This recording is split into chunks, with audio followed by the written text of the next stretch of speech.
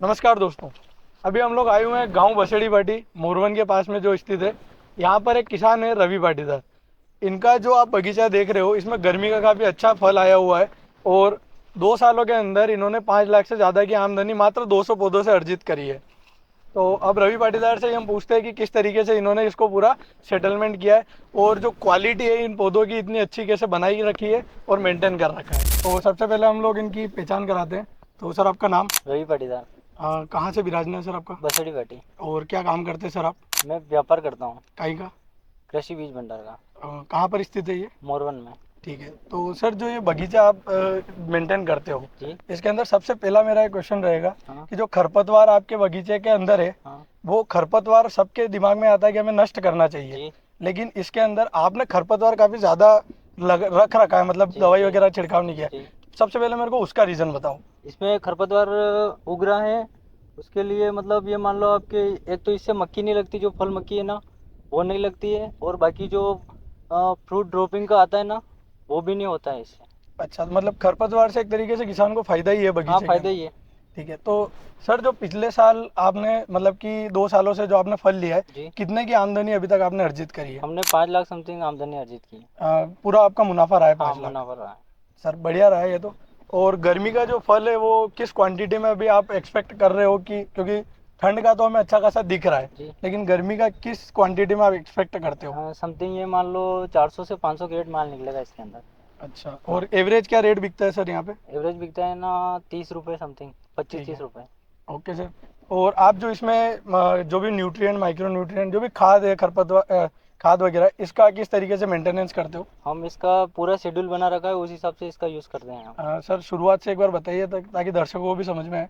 हम्म, हम स्टार्टिंग में इसको गर्मी बरसात के टाइम, बरसात जब होती है उससे पहले हम ज़मीन से जितने भी माइक्रोन्यूट्रन है, फर्टिलाइज़र है वो देते हैं। उसके बाद जब फ्लावरिंग स्टार्ट होती है, फ्लावरिंग का टाइम आता है, उस टाइम हम स्प्रे करते हैं इसके अंदर। और बाद में जो छोटे छोटे साइज़ के बन जाते हैं, जो फ्रूट की सेटिंग के लिए, हम उसमें भी स्प्रे करते हैं। ठीक है। तो सर फर्टिलाइज़र आप ज़्यादातर कौन सा यूज़ करते हो?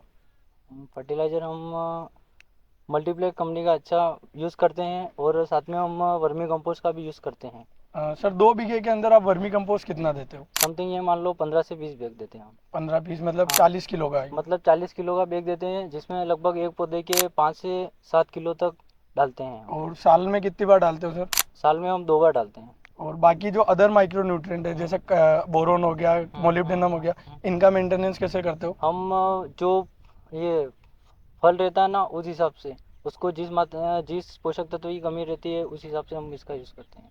ठीक है। तो दर्शकों, जैसे कि अभी हमारे भाई ने रवि भाई ने बताया कि इस तरीके से इनका पूरा मेंटेनेंस होता है। और बाकी अगर आपको कोई भी जानकारी चाहिए तो स्क्रीन पर आपको इनका नंबर दिख जाएगा, हमारा नंबर भी आपको दिख जाएगा, आप दोनों में से किसी को भी कांटेक्ट कर सकते हैं। तो सर से हमारी मुलाकात इसी वजह से हुई थी क्योंकि इनका हमारे पास क्वेश्चन आया था वर्मी कंपोस्ट के लिए जो ये अदर जगह से यूज़ करते हैं, और हमने हमारा सैंपल भी इनको दिखाया। तो सर दोनों में आपको क्या डिफरेंस लगा? जो आपका वाला है ना वो अच्छी क्वालिटी का है।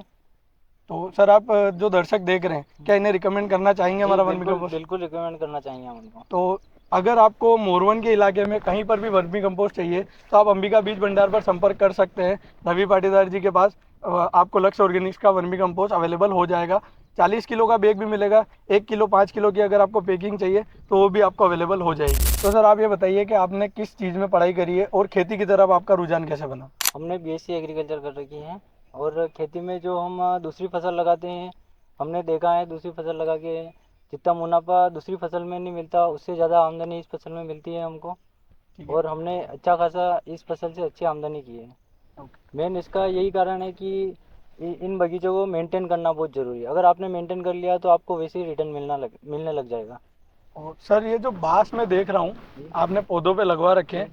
कुछ पौधों पर है और कुछ पौधों पर नहीं है, हाँ, तो उसका क्या रीज़न है सर? जिन पौधों पे माल ज़्यादा होता है ना उस कारण से हमने ये बांस लगा रखे हैं, क्योंकि बांस नहीं लगाते तो पौधों की जो ये तना रहता है ना वो फट जाता है। ज़्यादा अच्छा। ज़्यादा वजन के कारण फट जाता है वो, इसलिए हमने बांस लगा रखे हैं।